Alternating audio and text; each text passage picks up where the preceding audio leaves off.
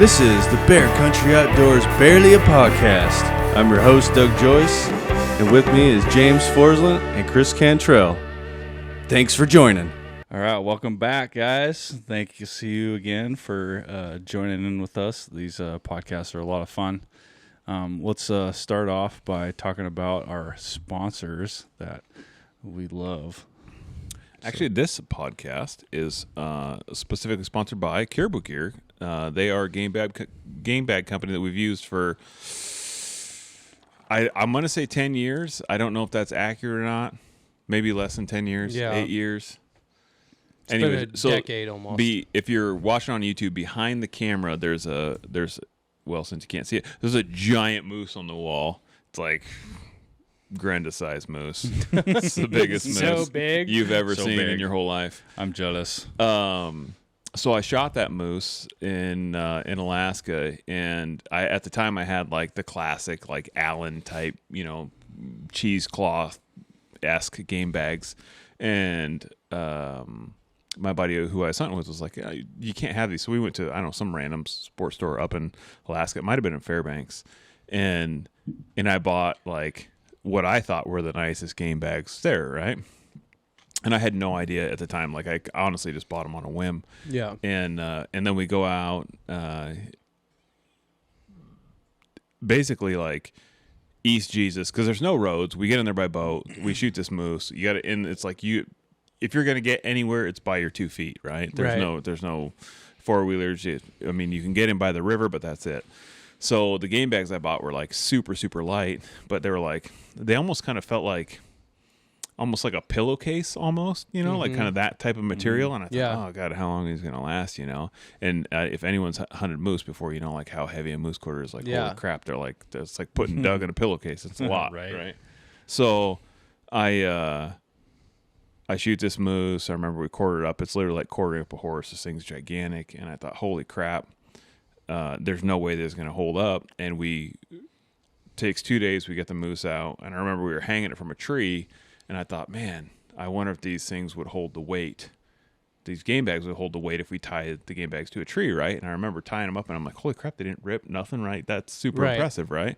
And this was like what, with the pull string that was included in the bag. Wow. You tied it to the I was wondering about that. the tree with. Yeah, so I tied the pull string to the bag, and now fast forward, they have little tabs on them too, like, and they're reflective tabs, which is pretty cool. So like at night, like if you could, if you like, say for instance, if you hung your stuff in a tree. Because a lot of times, you're packing something out and it's going to be Pitch after black. dark, Yeah. right. So you need something that can help with the reflective in the If in you're the dark. shining around, where did I hang those bags? Yeah, you're and so same thing. Like we hung the meat like hundreds of yards from camp because we're in grizzly bear country. Right. It's Alaska.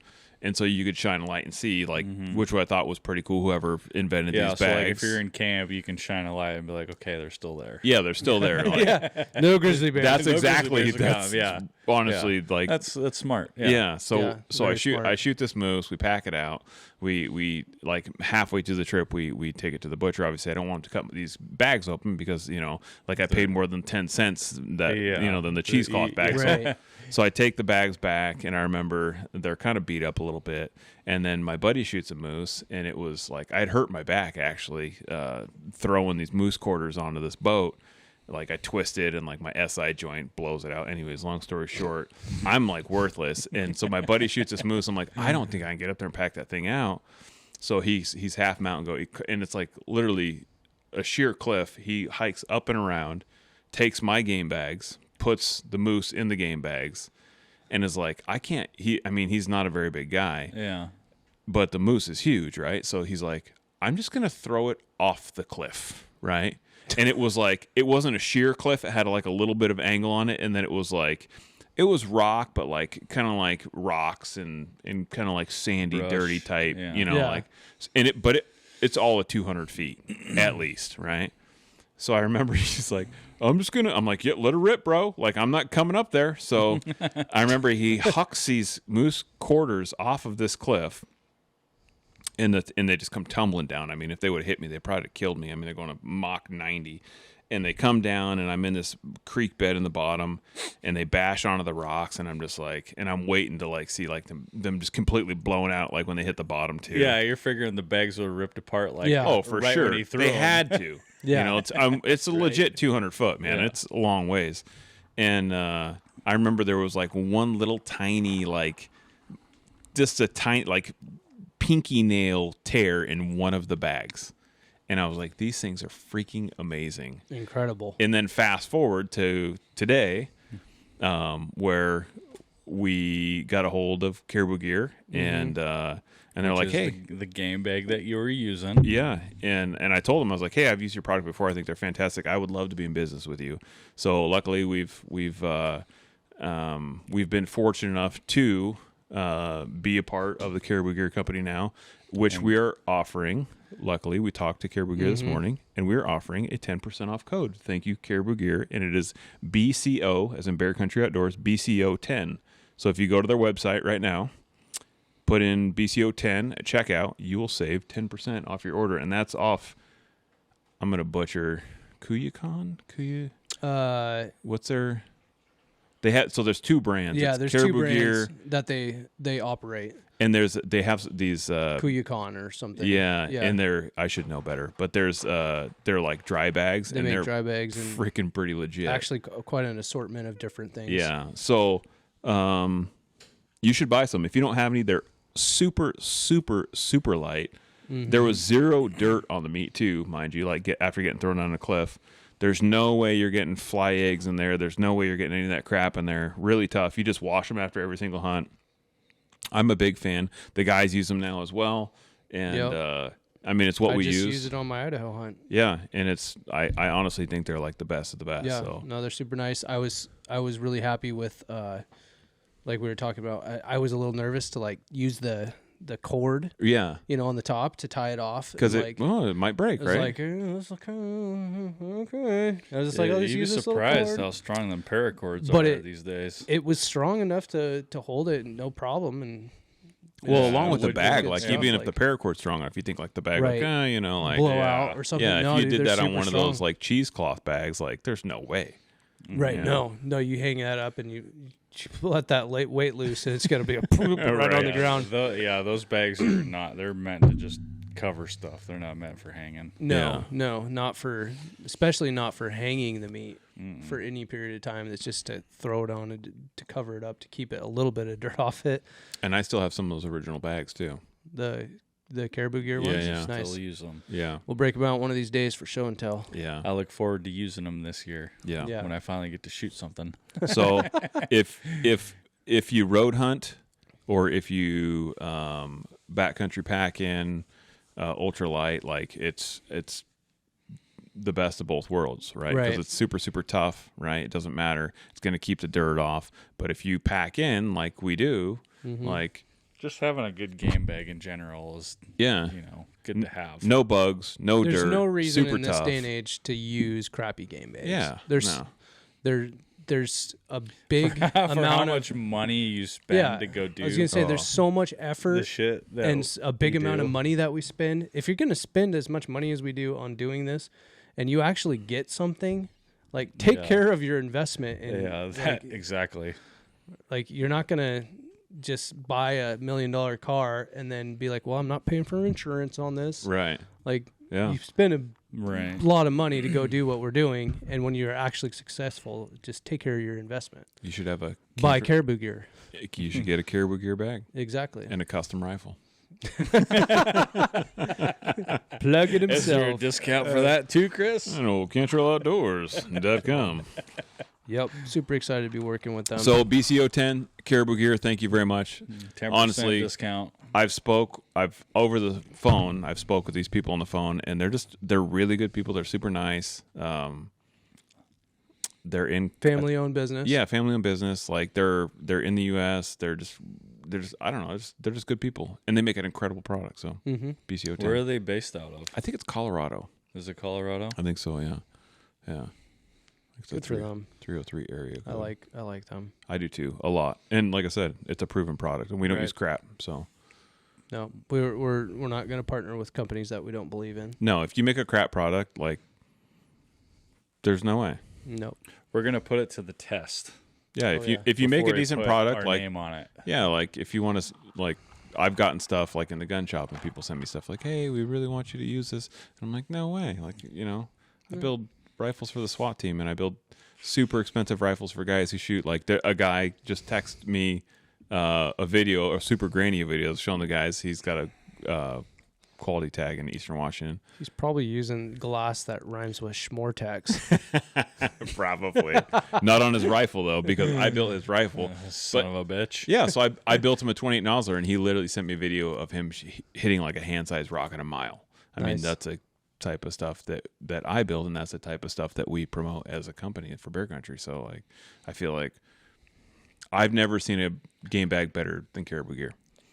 Me either, to be honest. Yeah. And that's a true statement. Yeah. That's pretty sweet. Well, So Well, here we go. to move on from that point, guys. Thank you for sticking with us through that. Yeah, I get long-winded. It's my bad. I think Caribou Gear's gonna be very happy. Very happy. They got some. They got sweet good stuff. Check them Yeah. out. Yeah, I get excited about good stuff. We're giving you guys a discount. I mean, Yeah. come on, Yeah. Buy some game bags, guys. buy some game bags. So we're moving on from that. So we're moving on. the giveaway, right? We have a giveaway. Yeah. This was from 2 podcasts ago. We're still running the Doug Bose giveaway for signing up for American Bear Foundation memberships. We've gotten a couple people have tagged us that they have signed up, so that's great. But we're going to continue to run that, and we're going to do this giveaway from 2 podcasts ago. Okay. And this was for a bag of Black Rifle coffee Yeah. and a I Suit Lorna T-shirt. Oh, I love those t-shirts. Dude, they're super comfortable. They're good. They're good t-shirts. Like, I've been wearing mine to bed. Like, Yeah. It makes me sleep better. it does. Did you wear yours to the meeting? No, I didn't. Which we'll get into that meeting here in a little bit.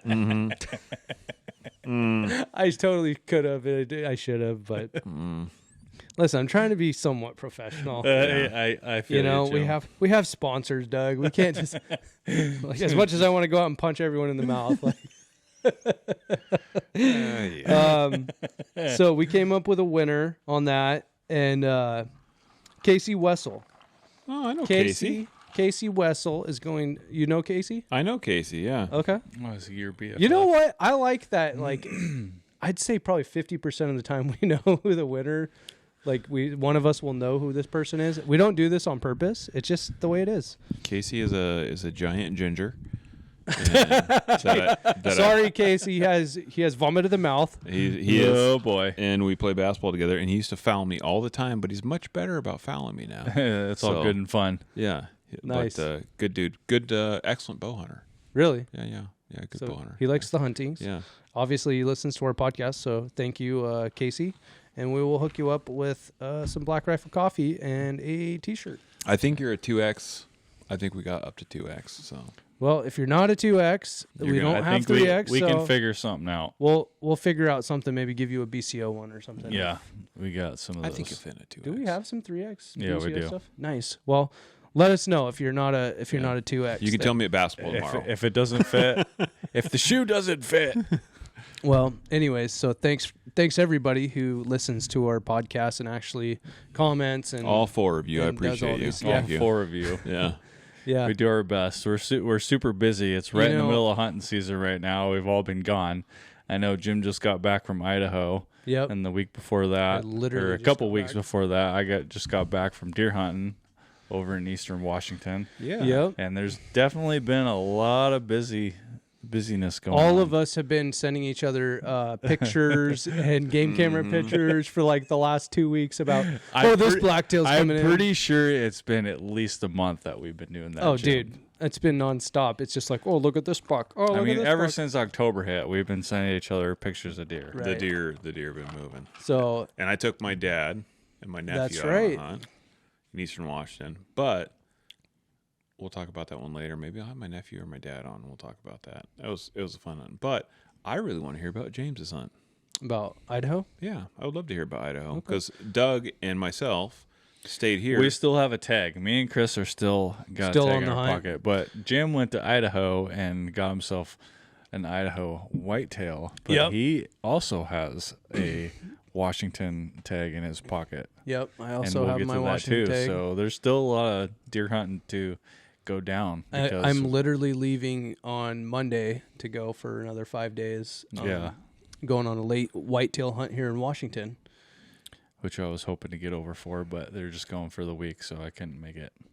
Doug, you know, work has a tendency to get in the way of your best plans. Well, it's not just that. It's like, I need the money. I need to work.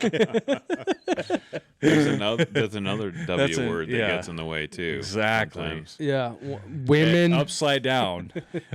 Wife. Women. Money. Yep. Money's just a All W upside down. Well, let's All hear these let's hear things. about that Idaho hunt. Yeah. Okay. Well, let's start at the beginning. We'll start backwards. In every 'cause- great journey, you must start at the beginning. So you're filling up So you're filling up and you're going elk gas plus hunting. 60 cents So- for carbon tax. Hold up a minute. Let's rewind even further than that. So so this season opened October 10th. Okay. I have an Idaho elk and a deer tag, right? Ooh, okay. Now, deer tag obviously for whitetail is going to be better in November, right? But Right, I yeah. want to go and try to kill two birds with one stone. Right. Long story short, work stuff and just life got in the way. I also really wanted to make that commission meeting, which we'll talk about in a little bit. So I had to postpone the trip. So elk hunting, I leave end of October, Okay. last couple days of October, and make it to the commission meeting, and then directly leave from there to go to Idaho. Well, That's commitment, by the yeah, way.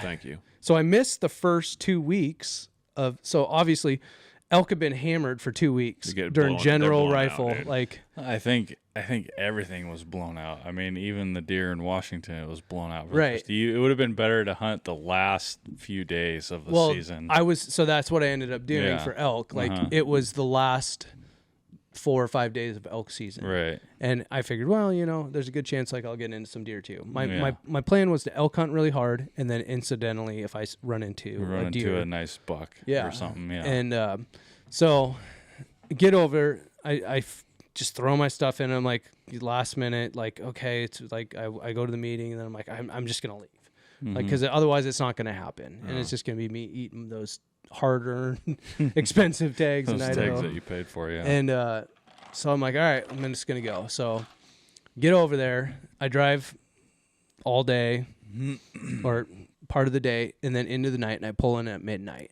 So And do you know where you're going? I know where I'm going. Have you hunted this unit before? I have hunted this unit before. One other time. So one time you've been there. One time I've been there, and it was very vague memories of like, oh, we drove down this road, and this road was cool, and this, we hiked in this gate, and there's some deer. That's cowboy stuff. Yeah. Yeah. So I pull in at midnight down this road. I don't know anywhere to camp.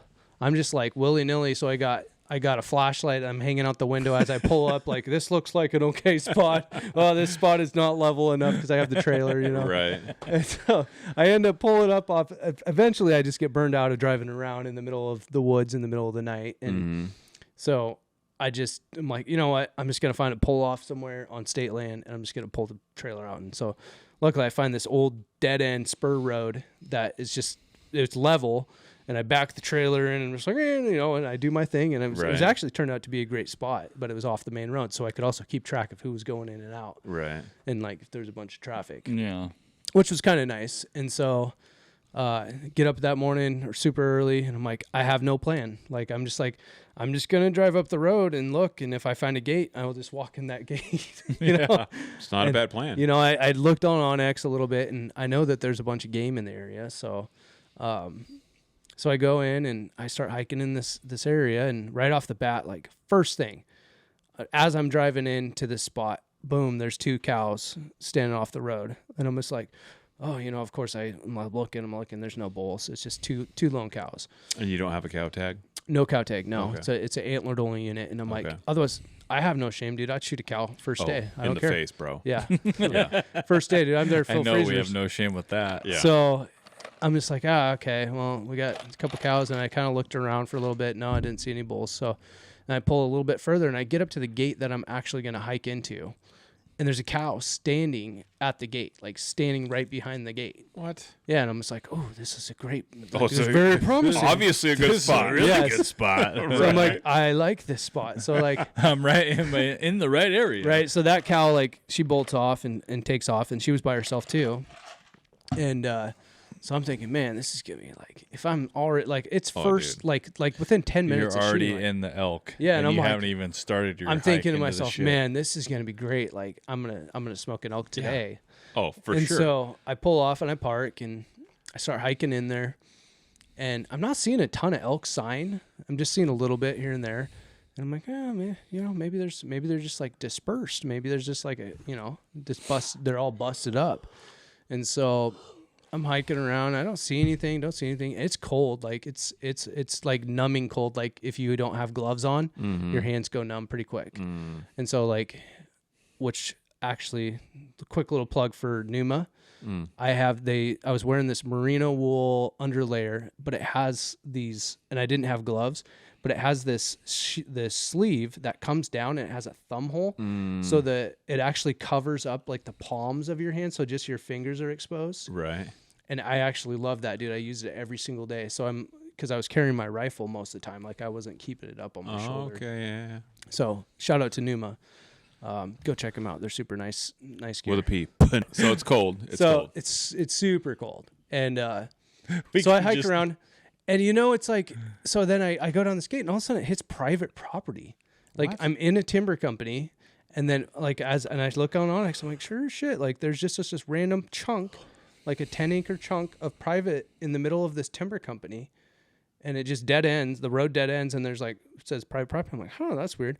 So I'm like, well, what am I gonna do now? I'm like, well, I'll start kind of working back. I was like, well, you know what? There's another road down below here.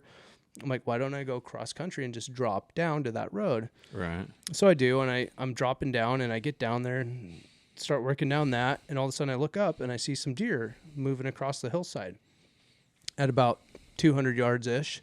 Like what kind of terrain are we in? It was like it's Clear cut, like thin timber, like thinned out timber. okay. kind of what whitetail like. Yeah, underbrush. It's got ghostberry kind of underbrush and stuff, like typical mountain whitetail kind of terrain. But you don't see any mule deer there. No mule deer. Really? I did not see a mule deer on this entire trip. Not where I was at. And what's like ballpark elevation? Like 4,000 I was gonna feet? say 3,000 ish. Okay. that's Yeah. whitetail range. Yep, Huh. we're at 3,000, and then I think I That's went at, up all the like- way up to 5,000 or 6,000. Yeah, like 35. I feel like is kind I'm of not a whitetail guy. Dude, So these are mountain whitetail. These aren't like down in the valley. Yeah, 35 to 4,000 is like the max that I've ever seen whitetail at. I was seeing them at 5,000 here, but this is. I feel like Idaho's a lot different. It could be different. I mean, there is some places that we've been to where it's like 4,600, like where we've been a lot, But, anyways, back to the story here. So I see these deer working across the hillside, and I'm at like 200 yards. And you know me, I get excited. But I don't get excited until I know something's going to happen. So I put my you scope don't up. get excited until you see horns, is what you're saying. Exactly. So I throw my gun up, and the first deer I see is a Antlers. spike. Sorry. Like it's a decent spike. It's like a trophy spike. trophies bike. And the meat hunter in me is like, "Ooh, that's a nice looking little spike." I wonder if I should shoot that. What if I don't see another buck on this trip? And I'm like, no, that's not gonna happen. Come on, James. And I'm like, yeah, okay. So I don't get too excited, and I'm not gonna shoot this buck. But then I see something else moving behind it, and it's a bigger bodied deer than the spike. And I'm like, huh. And so I throw my gun up and I swing over, and I see antlers and I see points, and I'm like, ooh, like that's a decent buck. And I'm like, okay. So immediately I'm like, okay, get set up for a shot, And so I'm scrambling. And all of a sudden the yard sale happens. I'm ripping my pack off. I got my bino harness off. He's yelling at himself, by the way. If you don't know how excited James get. Shut up, James. Oh, he's You're moving. messing up. Well, and James, he's hurry up. moving down. Hurry up, Jim. Hurry up. He's moving down towards draw. So it's like there's these two hillsides meet, and it's obviously way more bushy down in the bottom. Right. So I'm thinking, as soon as he gets in that crap, I'm screwed. Like, because And there's he's yelling this at himself. I'm like, in my head, 100%. I'm like, you better hurry up. You better hurry up. He's working his way down to the bottom. Yeah. And once he gets in that crap, he's gone. Yeah. Right. And so I can't get the right angle. So there's this jack pine in front of me. There's no trees to rest off of because it's all like pretty cut and open. Right. And then like there's such a tall underbrush, I can't lay in prone position through the underbrush. Right. And then the angle is like kind of uphill anyway. It's a funny angle. And so like, and then I tried to, and then I'm like, oh, I rip my pack off, and I'm trying to use my pack and rest off that, and I'm kind of all over the place. And at one point, I almost squeezed the shot off because it was like he was walking through these trees, and I got pretty steady. And it was like, but then like his vitals were covered by the tree, and all I had was like behind, and I would have had to thread the needle, right? You know, and like I'm like, it was just not good, so I didn't shoot. And so then I'm running up, and I'm like, I get up on the little hill next to me, and I'm trying to get set up again, and like, and then he just disappears, and I'm just like, dang it, James, what the hell is that? Like, this is like, I got crap thrown all over. My pack's here, my bino harness is over here, I got my cowboy hat's on the ground, right? And I'm just like, damn it, and it was just one of those situations where I just couldn't get the shot. No matter what I did, it was just like, it wasn't right. Mm-hmm. Yeah, you weren't feeling it. I couldn't get solid enough. Like, and I'm glad I didn't. And so I don't have a lot of quit in me, as I'm like, well, you know, like I'm not going to wait around all day for this thing to come back out. I don't even know where it went. And so I'm like, well, there's always one more Hail Mary when it comes to whitetails, and you can go to where you last saw them. So I'm like, I'm just going to work my way to where I last saw him, and I'm going to look around, and hopefully I find him, you know? So I start walking through, and it's kind of loud because it's like I'm walking through underbrush, and I'm working my way up, and I get up to this hill, and then I get to where the dip is where he disappeared, and I'm looking around, and I don't see anything, and all of a sudden I see a deer, and he's in in the brush at the bottom of that ravine, like just standing there in that brush and like feeding on it, and it's like 40 yards. And I put my gun on. As soon as I put my gun on, I see it's him. Like, I see a rack. What? Yeah, and I'm just like, at 40 yards. At 40 yards, dude, you got to be like walking on freaking clouds, because there's no way I'm getting within 40 yards of deer if it's noisy. Oh, yeah, and I was shocked because I thought I was being pretty loud, but I was trying to be really quiet. Right. You know, and so I get up there and I get him in the scope, and then I just like move over to his vitals. And it's in the brush, but it's kind of like there's openings and stuff. And I just could put it on the best opening I could find right where I thought his shoulder was, and just, and he just jumps and like lunges forward and then disappears. And I'm thinking, okay, I know I hit him. Right. Like, because of his reaction. But I didn't see him physically fall down. Go down. Right. But I saw the bushes moving like right. a lot afterwards, and I thought, oh, it wouldn't be moving unless he was dead there. And so you're 40 yards. What are you shooting? 28 Nosler, 175 grain AccuBonds. Oh, the 175 is the ABLR. Yes, the long range. Yep, the gray tips. Yep, the gray tips. 40 yards. At 40 yards, AKA hammered. So at that range, I should have just had my good old 308 with the 180 grain Nosler partitions. But so I walk up there, and sure enough, it's a nice, like, solid 5x5 whitetail, you know, like nothing, not like magnificent, like giant buck, but let's be honest, a respectable 120 inch. He sends me a picture, and he sends Doug a picture, and he's like, first day, Idaho. An area where he doesn't know. He's been one time before. Yeah. And he shoots. That morning Was a dandy buck. I thought it was pretty nice. I buck. Definitely would have shot it. I'd shoot that buck on the first day, and I'd shoot that buck on the last day, man. Like, yeah. I'd shoot that buck any day. That was a dandy buck, dude. It was a beautiful deer. So I figured I think it was a 4.5-year-old. It was heavy. It's gonna be good tasting too. Oh, dude, I already hate some and of the them. fat on that thing. Dude, he had so much fat. So, you know, whitetails typically are not super big bodied, right? Right. No. But this deer was a legitimate 200-pound whitetail. It was thick, on the dude. hoof. Like, those mountain whitetails are just different. Like, even bigger than the ones that we get over in the northeast of Washington. Like, for some reason, they're just big body deer. Yeah. So I got him out and was like, I was hunting elk that evening. And thanks to Caribou Bags again on that one. Yep. Yep. And you filled your tag that morning and then literally got to just elk hunt the rest of the time. Yep. So and then you got to send us texts like, well, I saw another 50 deer today, guys. So I Son of a continued on hunting elk, and I just beat it up, and I went into the darkest, nastiest timber. I went to the deepest hellholes I could find, trying to turn up something, and I turned up more elk, but I just never could find a bull. And but another quick little story. So I told Chris this story already. I kind of vaguely told Doug this story, but I'll tell it again here.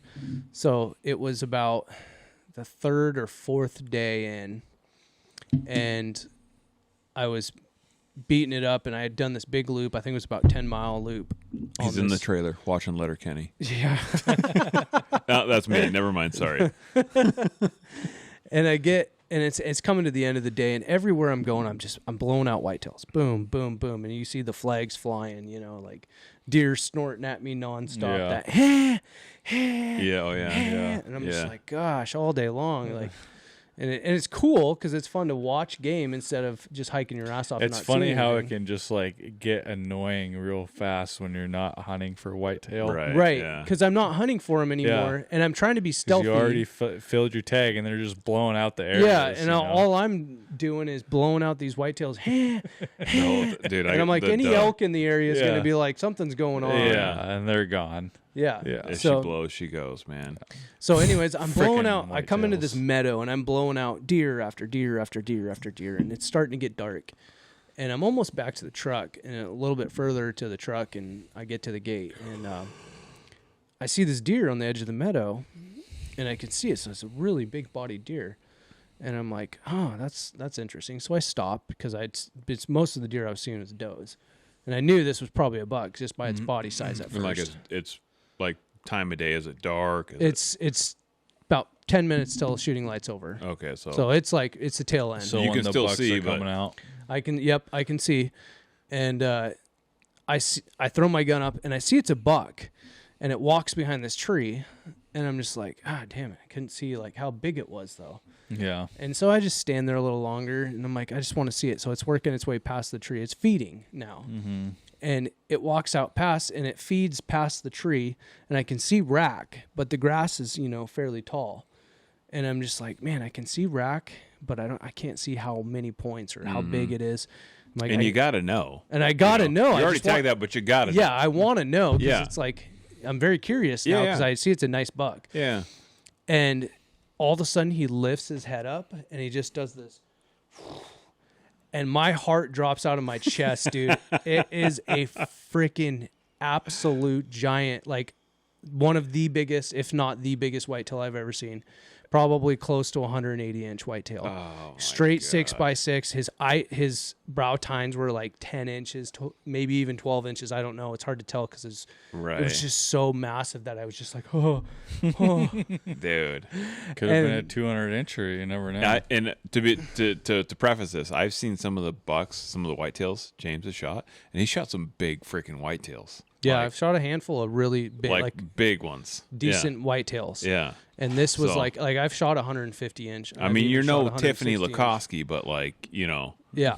some good whitetails. Well, I mean, if you're hunting over in the middle, the Midwest, there's shout out to Tiffany. not a What's up? whole lot of predator out And this there. is Idaho. Yeah. Like not well known for its whitetail Yeah, hunting. giant whitetails. Yes. Yeah. No. And this buck lifted it up, and I just like, oh my gosh, dude. It still haunts me a little bit, like, because You're tagged out. I'm tagged out, dude. Yeah. It's 100 yards broadside in a wide open meadow, like, and I'm Would have just been your biggest whitetail. Obviously. 100% easily. Like my biggest whitetail is almost 160 inches, or right at that Right. 160-inch mark, and this buck made that buck not look very big. Like this buck, if they were standing side by side, it would be easy, no brainer, boom. Right. And I was just like, oh my gosh. So, and then I saw probably a dozen more bucks. Isn't that it were- crazy to have those moments, Yeah, it is crazy. Because It's almost surreal. like, so, not to Stephen Ranellia, right? Here. But I'm gonna let you finish, but I probably seen one of the biggest bucks I've probably ever seen hunting. I got to see like firsthand the next day because someone shot it the next morning. Oh. And it was up in the Winthrop area, which we got another story about someone that shot a mammoth muley up in that area this year. Smasher. Yeah. Smasher. Like 36-inch. over 200 inches. Well, we're going to put a picture on this podcast. I heard it was and 225. And you guys are going to like shit your pants. Literally poop your But- pants. It's probably already making its way around the internet. The I would buck- think. Actually, I haven't seen it yet. It's huge. What do you mean Each. you haven't seen it No, yet? I haven't seen it on the internet. Yeah. I know. Just between our A Washington mule Yeah, deer if that's we post it 225 on inches. when we post it on this podcast, which I'm going to put a you picture have to to blur this the link. guy's face out because we. I'll blur his. Yeah. I'll blur. His I face think I have out. a picture without. But no, I can blur it out. It's fine. But I'll post it on the podcast anyways. But this buck is huge. huge. But anyways, I was up in that similar area, and it was almost the end of shooting light, and I seen this huge body out in this like little opening, and there was some timber, and it was like, that is the biggest buck I've probably ever seen, because it was literally, it looked like a cow. Did you shoot it, Doug? No, Did you almost shoot it? no, Why didn't you almost shoot it? because I tried to get out of the truck, but ate shit on the way out of the truck. Oh, classic. So Classic eating shit out of the it truck was story. gone. Huge buck. Next morning, hear a bang below camp. We go check it out. This guy has got this giant chocolate horn 5x5 muley on the back of his tailgate that is probably 36 inches wide. Oh my gosh! Probably the tines were probably 2 foot. I mean, his antlers were 2 feet His tall. main beams were Yes. His antlers were 2 feet tall. 2 feet tall easily. And I mean, his eye guards were probably 8 to 10 inches tall. On a mule deer? Yes. No shit. Chocolate horn too. Oh man. Now, I think for those of you who don't know Washington mule deer bucks, Winthrop is the mecca of deer because that's where the migration comes in, and you always wait for those. They call migrators, right? And they're always the chocolate horn bucks, right? The come chocolate from the horn, the deep chocolate, Dark yes. chocolate, yeah. Or the burn country. A lot of Yeah, people from burn yeah. country. These chocolate horn muleys, they are out there. You rarely ever see them. People get the luckiest occurrences on them. This guy had to have had the luckiest chance. Probably was driving up the road. Well, I know where it was, and It I was know the right area. below our camp. Is Oh, where this yeah. guy shot this and buck. that we're very close to the Poseidon. Yes. Like it's not far from. There's the some Poseidon huge deer that wilderness. come out of there. Well, obviously the guy that just I don't think you guys understand how big the buck is that Doug's talking about that the guy just shot this year. He's gonna post a picture. I will put. I'm gonna tag it on this video. You will It's see a it. 36-inch wide Washington mule deer monster. I mean, it looks like As big as anything you'd see. yeah, shot in anything. Utah, Arizona buck, Arizona, Alberta buck. Yeah, Yep. bigger than anything you'd see anywhere. I mean, it looks like it's like a so let's say it's 225. So we have a 192-inch mule deer behind us that we can judge it by. That's 26 inches wide, and the buck that is in this picture that Doug's going to post is exponentially larger than Yeah. this 192 behind us. Yeah. Exponentially. Mass wise, Oh, width wise, and the kicker is Yeah. the mass. Like it The is mass. so massive. yeah. It's so massive. And the eye guards are like puny, but it doesn't matter. Because doesn't the matter. Mass of Makes the up- rack It's is ridiculous. The like mass alone huge. is gonna bring that deer well into the high. I would not even in the 100s, like 200 So, like, inch. to So if 220. anyone thinks that hunting in Washington for deer is like a joke, we have. If you can find these huge deer, they're like mythical animals up here. they exist. I mean, we grow some big And ones. That's you for know sure. what's funny is we have the when country I was for it. when I was Yeah. over deer hunting, Vern told me the story of why he started hunting over in that area. Right? Yep. He had never told me that story. I was like, no, I never heard that story. He didn't tell me that story. And he's like, really? It's a good story. What a butthole. So the reason why he's been hunting in this area for almost 40 years What the hell, Vern? is when he first showed up, he saw 20 booners the first day No way. running around. Really? And he saw I the believe king. it. He said he saw the king of the mountain.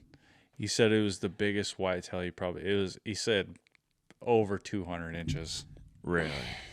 He said it was up on the top of, I'm not going to say the name, but it was on the very, very top. I'll be up there this winter. James is going next week, I'm going there next week. He's going there. and But I'm it was going up to on the Arizona. very, very top, and it was the king of the mountain. He said that was the only time he ever saw that buck. Really? And when he Well, told, if he had and seen when it during season, it would have been all well, over. when he told me that he'd seen, it wasn't just that he's seen so many bucks. He said he saw 20 plus booners the first day he went up there. Jeez. So, like, think of like the biggest buck you've ever seen, right? Mm-hmm. He's seen That's the biggest buck right 20 of those whitetails the first time he went in there I know. That in one day. kind of reminds me of Idaho, but don't go to Idaho. There's no deer there. So it's like, Yeah. this is what's crazy about hunting these days is like all these big, huge genetic deer, just dwindled down a little bit. they yeah. dwindled down. I mean, they're still there. They're Like, still there, but it's definitely not it's not what the it same. used to be. No. There's We've big definitely deer, we've but- definitely hammered the genetics.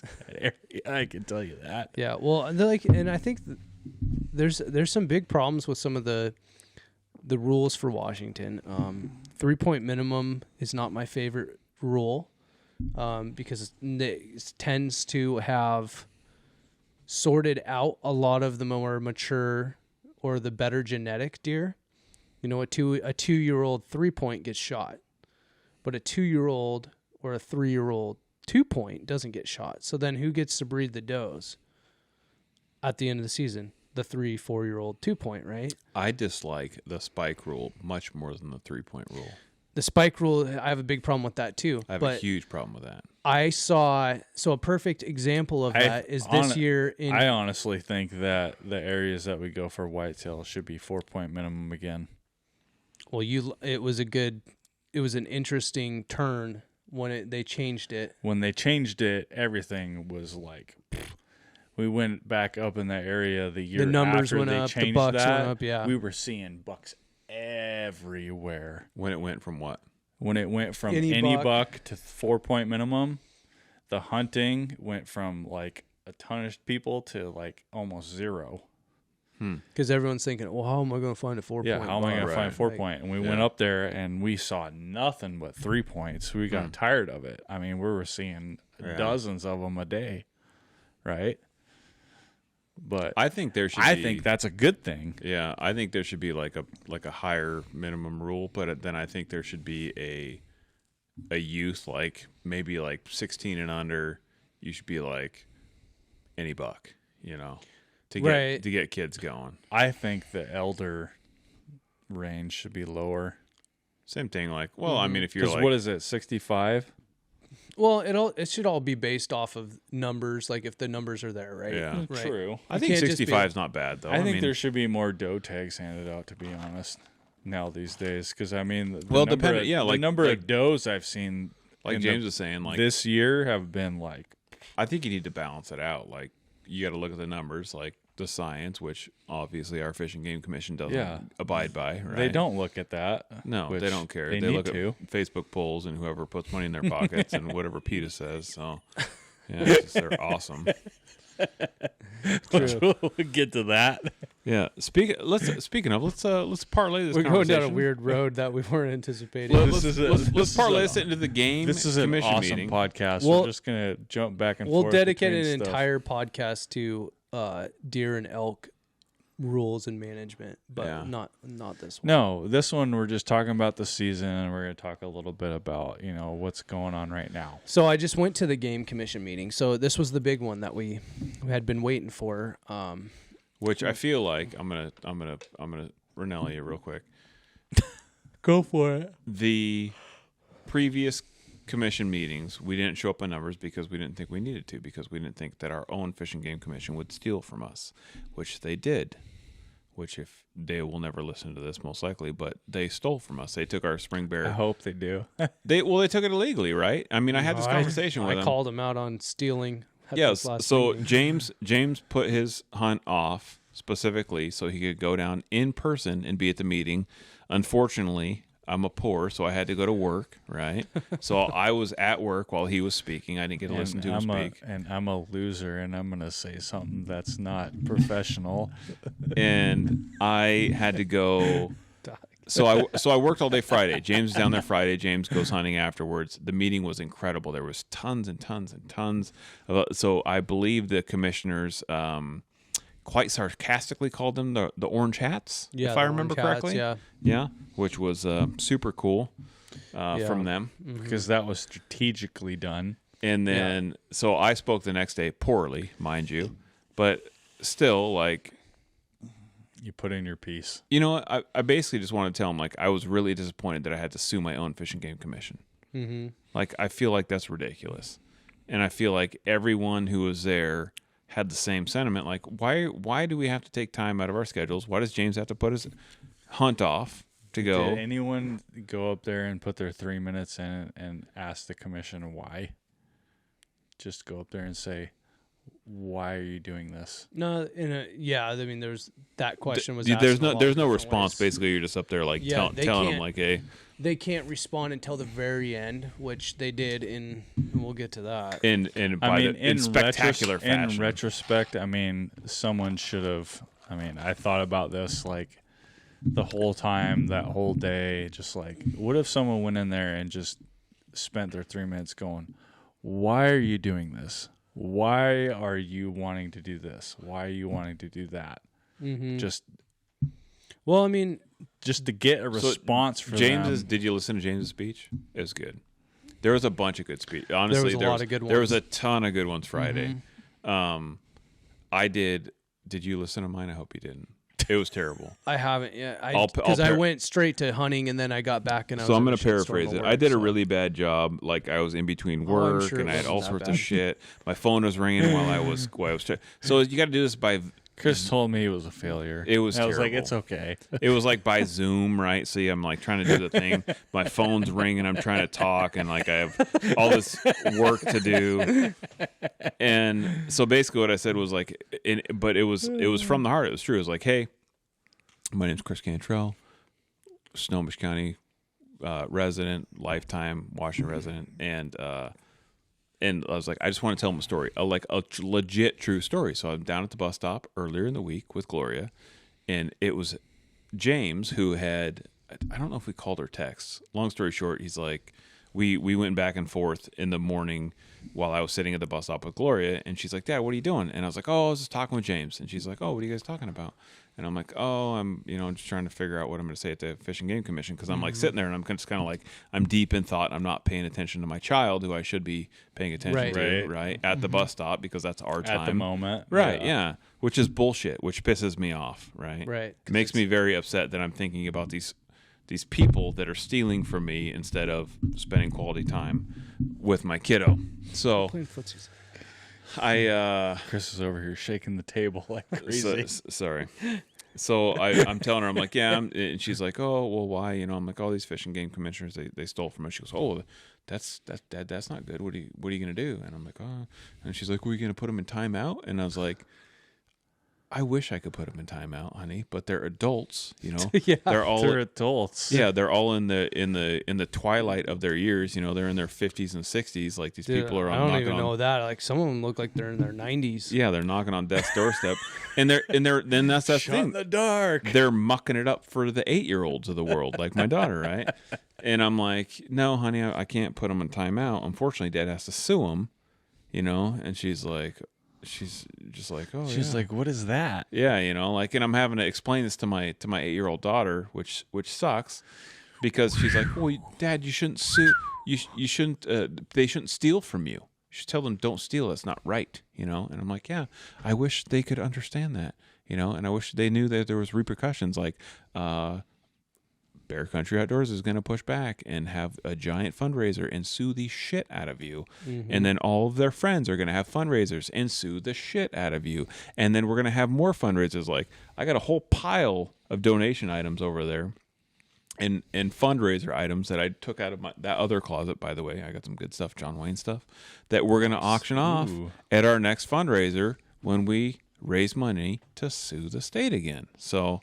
Right. It was, and if we don't need it, then we're just going to put that money, we're just going to set it right there and say, just wait. This is here until we need to do this again. Yeah, because it'll probably happen again. 100%. So, which I love that idea, by the way. it was really cool to see your posts.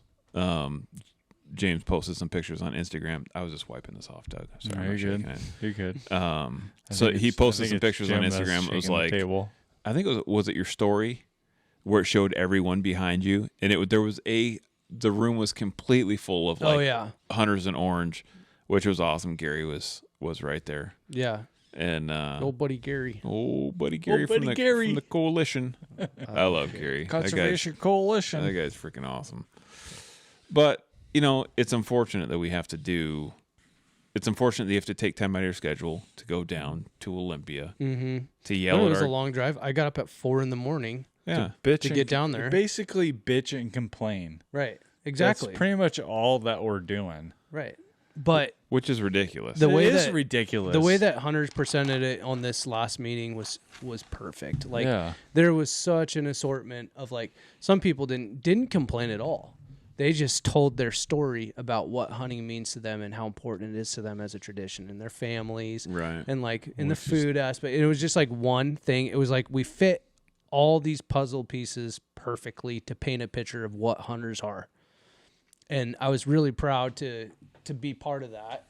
And then, of course, I came in there as the pissed off, hey, listen here, you James sons shows of up for bitches. Bear Country Outdoors full of piss and vinegar. Oh, yeah. Just blow the doors down usual. And I doled down my speech big time, dude. Because as the meeting went on, it's it's all warm and heartfelt, and I feel like all the good feelings. And I know you were texting us getting the juices flowing. Oh yeah, ready to go. And then I'm like, full of piss and vinegar, just to let them have it. And then I got to go pretty quickly in the beginning, and basically I just called them out hey, the entire purpose of your guys' department, and not just your department, but your commission, the whole purpose of you being here is because of hunters.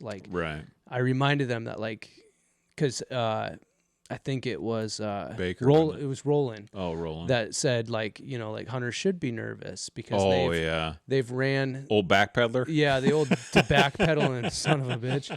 So I love that post that Elliot Outdoors did. Yeah. Andy's very clever. That was awesome, Andy. But it was her statement that I was talking about, how hunters have basically ran the show for too long, right? Yeah. And I was like you say we've had a seat at this table or ran this table for too long, and it was no, this is. And I stole that from Chris, by the way.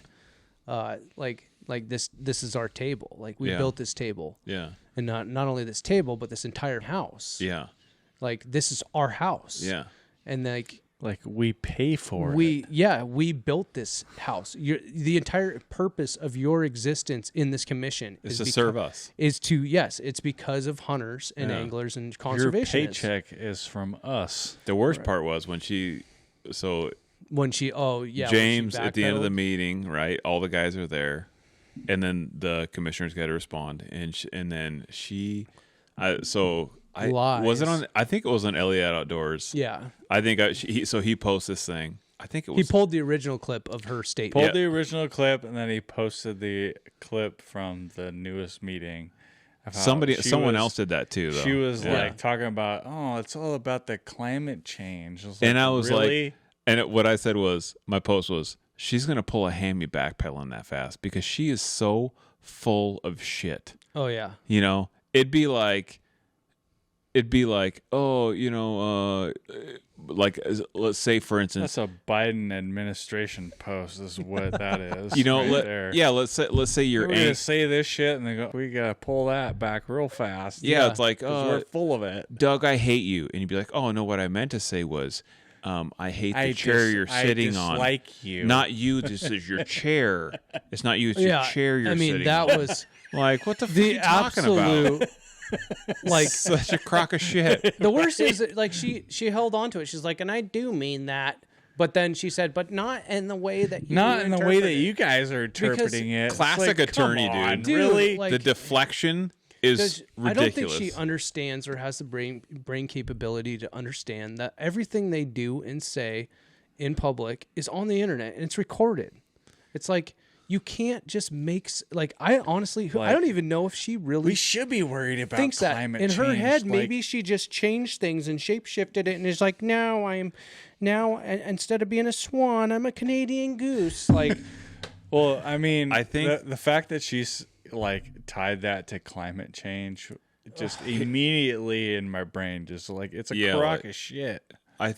I honestly, it's a crock of shit. She was using it as a fallback. 100% because she didn't know what to do. She didn't know what to do. When she was caught off guard. They were all caught off guard. She got her that hand morning.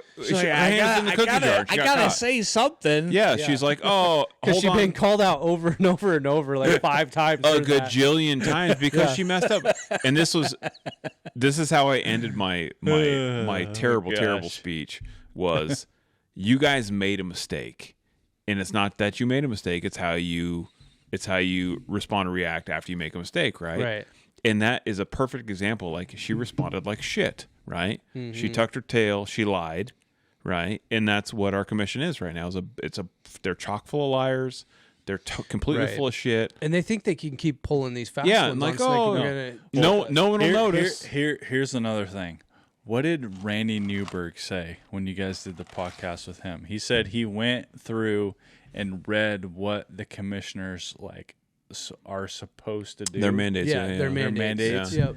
And it said they are supposed, if they don't uphold their fiduciary duties. Yeah. Yeah. I freaking love Randy, by the way. Wildlife commissioners. Yeah.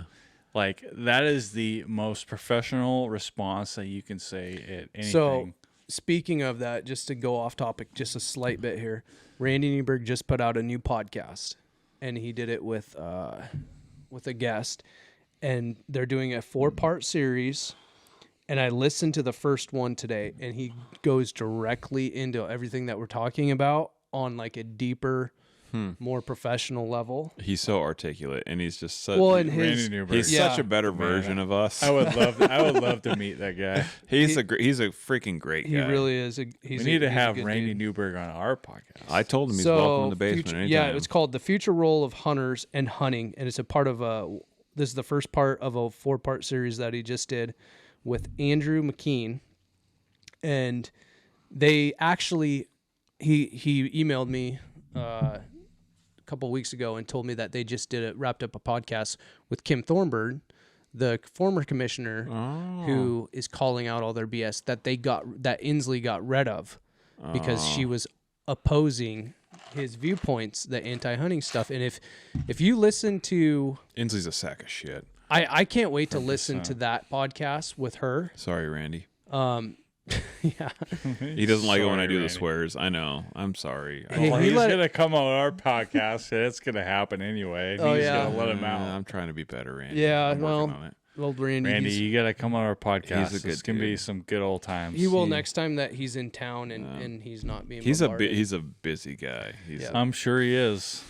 And we'd love to have him. Anyways, I highly suggest that anyone who is not fully informed of like the worldwide or countrywide picture of this, listen to that podcast on Hunt Talk Radio, because it really dives super deep, and he gets, as he keeps saying throughout the podcast, that he's going out on some pretty thin ice, right? And he's going to piss some people off, and he some of the stuff he says is like, yeah, it's going to irritate some people within the hunting community. It's going to irritate the shit out of the anti-hunting community, but it's good stuff. And we got to do better. It's the right direction. Right. for where we want. So I can't wait to listen to the rest of those as well. But it was very informative. You can tell that they've been doing their research.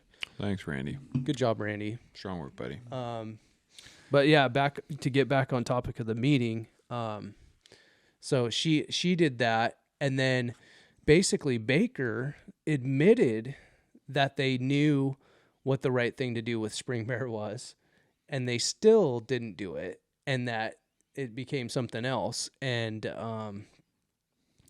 so now It's all political. dude, the whole It's so obvious. But here's the thing is like people keep saying, like a lot of hunters say, oh, this stuff doesn't matter. It doesn't make a difference. They're going to do what they do. Mm-hmm. I can tell you after being at that meeting and seeing 200 plus people show up before any of those commissioners even walked in the door, that entire building was completely full with hunters sitting in chairs, to the point where when the commissioners walked in and they looked over after walking through those doors, they were like, whoa, because they've never seen that. Right. They've never seen anything like it in their time being commissioners.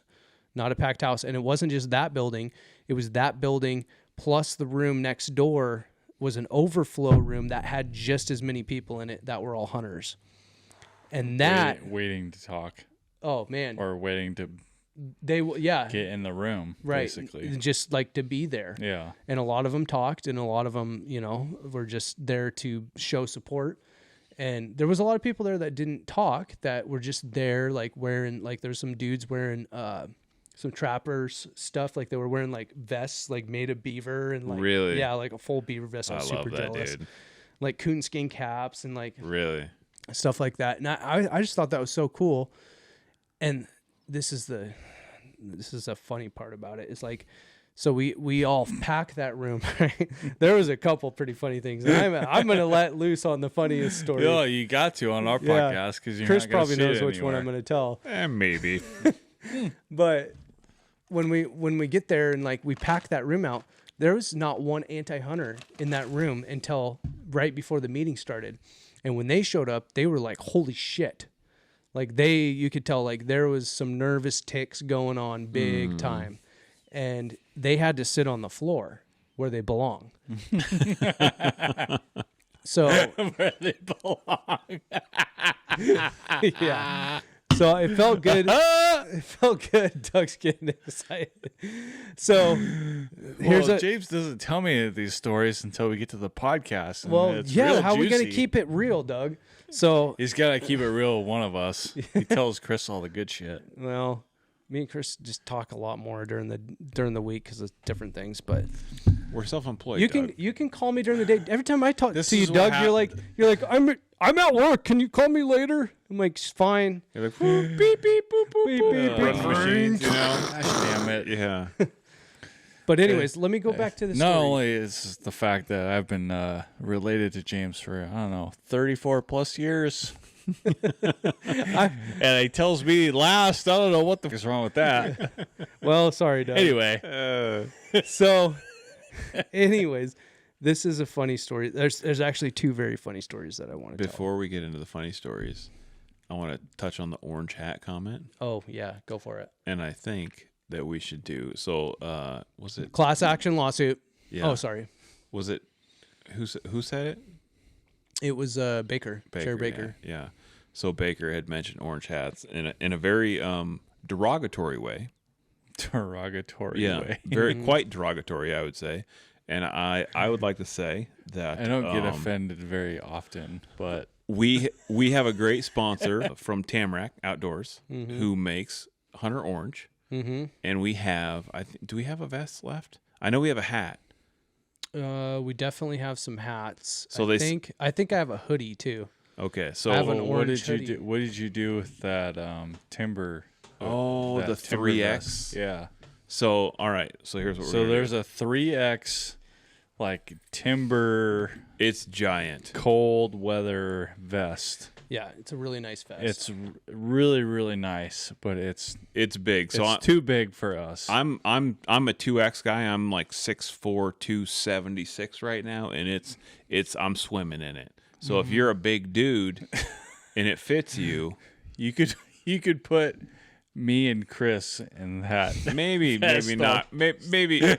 Maybe one of us and James. Listen, all right? some big dude is gonna score because Yeah. this is a Some nice, big dude. So if you're a is big gonna dude, score. but we're all time. so we're gonna you gotta say make a comment on this or whatever, right? However you do it on the internets. You gotta tell us you're a big guy and you Big can guy. and you can take home and these are the Hunter Orange ones, right? So we're gonna give one big And- guy the 3X And write BCO 10, right? That's all you gotta do. for the BCO 10 for the Caribou And gear. you get a discount for But- the Caribou gear. So Caribou gear, thanks Yeah. again. But so for the Tamarack stuff, I think we give away the 3X, and then we'll give you a hat. And honestly, the hats are super nice. Like I really like the hats. And so in Washington State, you have to wear 400 square inches of Hunter Orange, right? If it's in modern deer elk season, Yeah, Right. if it's a modern rifle season period, yeah. So which is deer and elk, basically. So throw us a comment. Tell us a joke. I don't know. Spin us a yarn. We'll take any of the above. You could put a question mark in the comment box. You know what? How about you or maybe a picture, like if you shot a buck or a bull or a doe. That would be sweet too. Hell, if you shot a coyote, you know? Yeah, coolest kill pick would be sweet too. What Cool. you shoot? Yeah. Or, trapping season in Washington, if we have any trappers out there, I'm a trapper. If you're a licensed trapper, don't send us illegal stuff. But if you're a licensed trapper, trapping season just opened November 1st, and you trap something sweet, send us a pic, and we'll send you. Like I said, we got a couple hats, so maybe we'll do a couple winners on this one. Do Yeah, a hat. we could. We'll do Yeah. a vest. Yeah. So if you're a big dude, you got to say though, like big dude, Yeah. 3X, like that's your comment. Maybe you spin us a yarn or a joke or something, but you need to put that in Like there because if you wear a 3X normally, you'll probably fit. Oh yeah. If you wear a 2X, you're gonna be swimming in it. yeah, like Doug and I are pretty like I'm a pretty big dude, and so is Chris. I'm and thick. I put it on, and Doug looks hilarious. James probably could have fit in it with me. Yeah, Let's just no, I put it that could've. way. Hey, Doug. Yeah. You got warm in there? It's nice and warm. Had about a foot of room for my gut. So So if you drink a lot of beer, yeah, yeah. you might fit in it. So we did a giveaway. Okay. All right. Nice. I like that. How many cats have you guys seen shot this year? Because I've seen a pile, A lot of cats. a bunch of cats. Yeah. This is the craziest year. So the last year was the most cats I'd ever seen when I was hunting with you guys, right? I saw 3 cougars. And then this year, my buddy, Brent Thiel, who actually texted me earlier in the podcast, was like, hey, when can I be on the podcast? Tell my cat story, which we'll have him on. But like, I've never seen so many cats get shot this year. I know. It's crazy. It's nuts. Well, there was I think there's just so many there was more like cats now. 4 that got shot over in the area that we were going bear hunting before like the season even opened. oh, the two were shot Two the were day shot before, over the right day where I before. 2 went. were shot the day before, and 3 were shot like Probably during season. during the season, Yeah. like just previously because they were problem Yeah, cats. fishing game couldn't wait one freaking day for me to go around and wax one. Thanks, guys. Well, of course, Yeah. Well, I'm that gonna give you the. that's kind of like the statement, like Yeah. the predator protection statement is pretty much mute because obviously the department's still going to go out and kill cats, Yeah. right, when they're a problem. Yeah.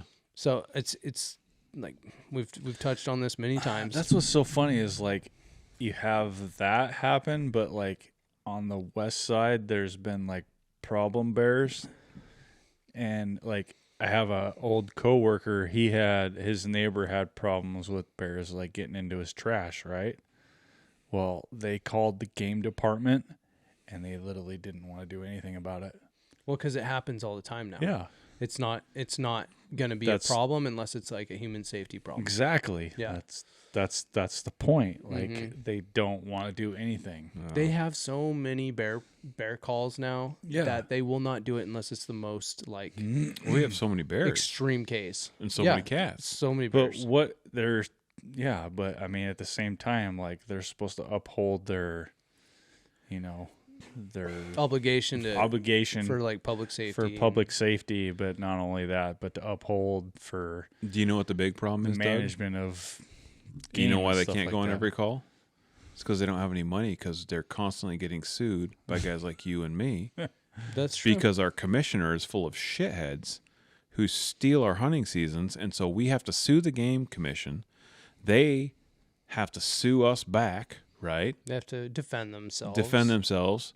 And so we're in this massive legal Giant lawsuit of money, basically, Waste of that money. that the commission started because of Jay Inslee, who's an absolute sack of shit. And it seems like that's kind of like their whole plan, Well, it's basically. just because ridiculous. They're just tying up our money and our resources. Well, they and can't do just their jobs because they don't have the litigation people. Yeah. bullshit. Yeah. You know. Well, and it could be being spent on things like habitat enhancement, Which is what it better, should be spent better, on the instead of better their science that they keep bullshit. wanting to get. Yeah, let's hire some Like- more biologists. Spend more money on the scientists. to How go about out we and have do less the lawsuits science. and more scientists? Yeah, I'm exactly. all Right. for that. I'm Yeah, totally let's down spend for less that. money on us suing them and spend it on Why don't the we? actual science. The amount that of money should be they listened spend to. in litigation defense probably could get them 10 more bear biologists out in the field working full time. Yeah, So probably more than that, even. More than that, I tell you, 100%. I will tell you this. I'm gonna be the soothsayer. I'm gonna be like, I'm seeing to the future right now. If Bob Ferguson gets in, we're all screwed. Number Oh one. yeah, 100%. Number two, if we can get like someone like Semi Bird or someone of that character, right? Mhm. Like the hunting will increase exponentially. Everything will be better. We'll have better numbers. We'll have better seasons. Like, you know, if there's things that should be shot, we will shoot them. If there's things that should be not, we won't. You know, like it's very simple.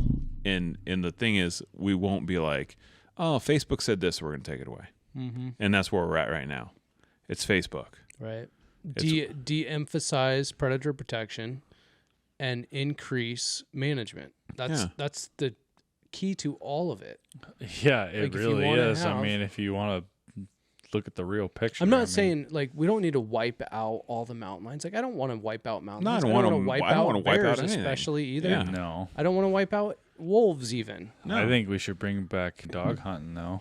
Yeah, well, I think that too. I don't think we should wipe anything out. You know, I don't want it like back in the day when we excavated Management is everything. not wiping out. No, Right. like stuff. Sustainable Like- numbers. Like I feel like there should be an exceptional amount of mountain lions on the landscape. right. There should be an exceptional amount of bears, Yeah, and even wolves have like they have to be balanced. they They all have have to to be be managed. balanced. Just, yeah. And I'm not like we've talked about before. Like I'm not even opposed to grizzly bears. If grizzly bears move in and they're here like, Naturally. So be it. We just manage them and we deal with it. But I don't want to bring them. Not in. doing. I don't want to nothing bring them ab- in. I don't want to do all these things that they are saying are and gonna. then protect them, and then all of a sudden, Right. the ecosystem is just way out of whack, and then we're playing catch up. Yeah. Right. You know, because that's what it feels like we're doing now with the wolves. Right. Well, and then they're And just then- roadblocking and everything. then not just that, as the wolves are like damaging all of the people that have cattle too, right. which is I their mean, livelihood. The amount you know? of money that cattle That's a lot of cattle money. ranchers are losing in certain areas. That's is- literally their livelihood. Like if I was a cattle rancher and I was having that issue, I would shoot a wolf on the spot. It's like having like Wouldn't care like what the rules were. let's you're say I made it to protecting the your whole NBA, livelihood, yeah. right? Let's play pretend. Okay, I'm super tall. I'm playing with Shaq. I'm kicking ass. I got a big, huge house. I live in Florida. And I Yeah. have this giant saltwater tank in my house Right. with all these cool fish. And all of a sudden, Fish and Game shows up and says, hey, we're going to put a bull shark in this thing. And Yeah. they drop a bull shark and it eats all my fish. And then I get pissed and I'm like, what are you mad about? it's You know? native. Yeah. It's native. Yeah, can I shoot it? Yeah. Oh no, And it's like it eats all my fish and shits out all my fish. And then I can't get upset about like that they put this thing here. Like, no. And then they just write you a check and go, oh, Here's we're sorry. Here's $8. Well, here's It was $6 grand worth of fish, but here's $8. Yeah. the frustrating part about it. Like honestly, like the money that they pay back for these Is farmers, nothing. it doesn't. No, it's nothing. That's not going to give back what they lost. no, not Right. even close. you You know. know, if they lose their herd bull, that's And they pay him what, $50,000, which is like probably no, two they or pay three him. They pay him market value. market value or a little above. Let's say the market value, But a little let's say, above. But that have you doesn't guys- matter. Have you guys ever done this, James? When you showed up the other day and I was out on the deck, what was I doing? I was Talking to your insurance. I was on the phone talking to the insurance because, long story short, the insurance, I had this ridiculous cluster of a nonsense. So I spent 57 minutes and 6 seconds of my workday on the phone taking care of an insurance matter, which should have never been taken care of. Like I shouldn't have to deal with this. It shouldn't have happened. Long story short, right? Mm-hmm. So I spent an hour out of my day, right?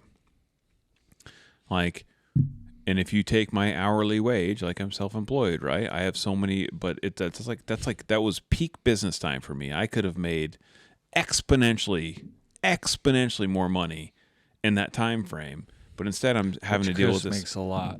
If you want to put it hourly, It's more than $57.06. Like, so you could imagine a farmer having to deal with Fish and Game saying, hey, a wolf came out or a grizzly bear came out and they ate my, okay, we'll fill out this form and call this number and do this and sit on hold and talk with this person. It's not worth their time. It is 100% not worth their time. no. So the people that want grizzly bears reintroduced, number one, are just absolutely out of their mind. They don't have any concept of what happens when you put this alpha predator on the landscape. And then the people that think like, oh, let's put them on there, we're going to hunting season. You are freaking even more out of your mind because I've been the landscape of Washington is just not really cut out for grizzly country. Look at Montana. I mean, the North Cascades is, but in a way, they can live anywhere. The land itself, but they're going to eat people and they're going to eat cattle. There's and they're a lot going to of eat people there. That's the difference. Well, is like, I mean, it's not a if you people-free look environment. at like the old stories, it's like they're man eaters. 100%. Why do you know how many think people they shot them all? Do you know how many people? So in my hunting area alone, where I hunt in western Montana, the last 2 years ago when I was there, 3 people got killed and eaten by grizzly bears. Where I hunt, not in the whole state, just in this very small, in one unit, 3 people got killed and eaten. So like, you don't see that on the news. You don't ever see it on the news. People are like, oh, that didn't happen. Well, the game warden came, knocks on my door and says, hey, by the way, I'd put all your coolers away. I do this. I wouldn't go over there. Why? Well, 3 people got killed. Like, I didn't see that on the news. I got cell service here, and they're like, yeah, you're not gonna see that. And there were 2 game wardens that showed up 2 different times and tells me this, and I'm like, oh geez, like this is a big deal, right? So the people in Washington that think like, oh no, they're just bears, they're just like black bears. They're not anything like black bears, not even close, right? I'm not afraid of black bears. Grizzly bears, I've hunted Montana, I've hunted Idaho, I've hunted Alaska. Dude, a black bear is one thing, a grizzly bear is a totally different animal. Not even close. So people who want them on the landscape are just they just don't know. They just don't know. And those people that don't know, you better be packing more than some bear mace. I can tell you that. I saw this very popular video on Instagram the other day where this guy is like, I think he's on his porch. He's living on a lake, and there's this brown bear, and he's like, leave my kayak alone. And the bear's like, just walking towards him. And he's like, I'm gonna pepper spray you. I'm gonna spray you. And he goes to spray the bear. It's only like, Is that a dude? I thought it was a lady talking. I thought it's a dude. Oh my God, that's embarrassing. That's embarrassing. I know. I know. Sorry, continue. But you see, he sprays the spray, and the wind is like not even blowing that hard, and it's just like, and it doesn't even hit the bear, and the bear just stands there. And then he does it again, and he misses again, and then the bear goes over and starts ripping apart his kayak or something. And I'm just like, if that's how bear spray works, like, holy shit. There is a bunch of bear spray videos. Like, if you watch them, it's scary. I saw this one video of this Imagine guy. the wind's blowing, dude. Yeah. You're screwed. It's always blowing. So I don't know if it's real because I didn't want to watch the whole thing, but there's this video that's been going around where this guy, he opens his tent and there's this giant grizzly. I've seen that, yeah. I don't know if that's real because I don't know. And then like brushes against the side of the tent. Yeah. I don't know if that's real. I don't know either. But what I will tell you But this. I can But I tell could you totally what, see if I it. was that guy, I'd be shitting my pants. That has happened recently, though. 100%. Like, people getting ripped out of their tent. I've had a grizzly bear in Alaska, like 6 inches from the side of the tent, and I will tell you that I'm not afraid of a lot of things, but I about shit my pants. In the middle of the night when you wake up in a wall tent, especially after you've had a couple whiskeys, right? And you're having a great sleep, and you wake up to and you go, that's not a moose, because we were Yeah. moose hunting, right? Mm-hmm. And we just stuffed a bunch of. I literally packed. I went to Del Fox and bought 2. They had Wagyu ribeyes. I bought 2 of them. They were so freaking good. Frozen. Put them in my backpack. Took them to Alaska. Cooked them that night. Travis and I ate Wagyu ribeyes in the middle of Alaska. He's same thing. He's had a couple whiskeys. He's snoring loudly like a chainsaw, irritating the bear. I wake up to the bear, like my shoulders touching the edge of the wall tent, and the bear is popping its jaws. Wow. And I'm like, this is where I die. Like literally, if you want to shit your pants and feel real fear, right? I mean, it is dark. Like Right. it is. There is zero light, and I reach down and I get my I got a 454 next to my bed revolver, and I pull it up, and it's in a D&D leather holster, and it's got 8 3/8-inch barrel. My handgun does, and I go to pull it out, and it's really old. I've had it for years and years and years and years, and I go to pull it out, it's kind of sticky, and I can't get it out, right? So I'm trying to get the holster off of my gun, and I'm just like, I'm going to start blowing 1/2-inch holes through the side of this tank because this thing is going to eat me, right? And here's my buddy over here, and Travis, again, violent snorer. Like, that's how he snores, and I'm just like, and I want to tell him to shut up, but I can't speak because I'm so afraid of this bear that's 6 inches from me. It's going to rip through the tent in Well, a matter of seconds. If you've ever heard a bear pop its jaws, it's scary as shit. Yeah. Yeah. Like, that's, hey, I am pissed, I'm going to eat you, right? Yep. And so I'm trying to get my giant revolver out of this holster. I get it out. I'm laying in bed on my back, and I literally, left shoulder's touching the tent. I'm pointing the revolver at the tent, and I reach up and I grab my flashlight, and I'm like, I'm going to hit this flashlight, and I'm going to yell. And if it comes through, I'm just going to start pulling the trigger, right? I got 5 shots, right? Here we go. Let's dance. You're right? ready. And so I hit the flashlight, and I'm like, in my mind, I'm like, get out of here, bear. And then in reality, I'm like, get out of here, bear. But real loud, right? I'm screaming, get out of here, bear.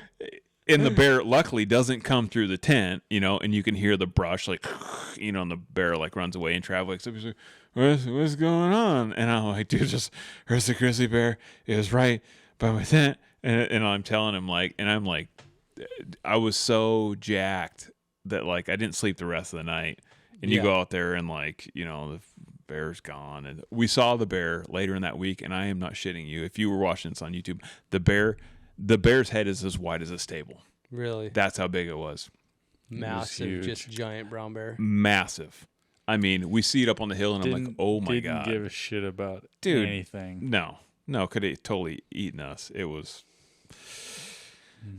Yeah, I don't know where I was going with that story, but It needed to be told. well, back to the bear spray. Bear spray wouldn't have done anything. If it wanted to eat me, it would have just eaten me. The only Right. thing that would have stopped it would have been bullets, right? So have a big The gun. only thing that's going to stop a huge freaking bear is a gun. It was let's a be big, real. It was a big bear. Right. It was so big. I remember seeing it up. Pepper spray is not going to do anything. Dude, we saw it at I remember I have video of it. We saw it probably close to 2 miles, probably 1.7 miles, because there was a wolf pack on the hill to the left of it. And I remember we were going to try and shoot it from camp, and it was right at a mile. And I was like, I'll shoot a wolf at a mile. I had the Ultra Mag. I'm all dialed in.